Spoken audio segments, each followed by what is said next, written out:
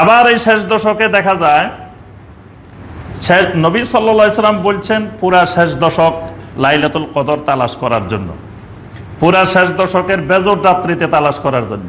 কোন রাত্রি তালাশ না করে এক রাত্রিকে নির্দিষ্ট করা, এটা আরেকটা বেদাত। খালি 27 তারিখের রাত নির্দিষ্ট করা, বাকি 4টা বাদ দিয়ে দেওয়া।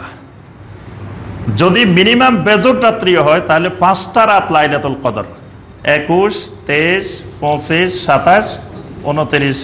এখন 5টার 4টাকে বাদ দিয়ে খালি একটাকে নির্দিষ্ট করা যে লাইলাতুল কদর। দেখবেন আমাদের দেশের অধিকাংশ ভাই বোন জানে যে 27 তারিখে শুধু লাইলাতুল কদর, বাকি 4টা জানেই না। আমল করা, ইবাদত করা তো পরে, অনেকে জানেই না যে আরো 4টা রাত লাইলাতুল কদর হতে পারে, বা শেষ দশক পুরাটা লাইলাতুল কদর এক রাত্রির মধ্যে সীমাবদ্ধ করা।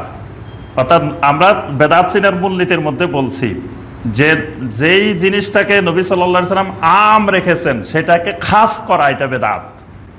যেটাকে নবী সাল্লাল্লাহু আলাইহি সাল্লাম শেষ দশক পুরাটার মধ্যে রেখেছেন, বেজোড় রাত্রির মধ্যে রেখেছেন, এটাকে এক রাত্রিতে সীমাবদ্ধ করা, এটা আরেকটা বেদাত।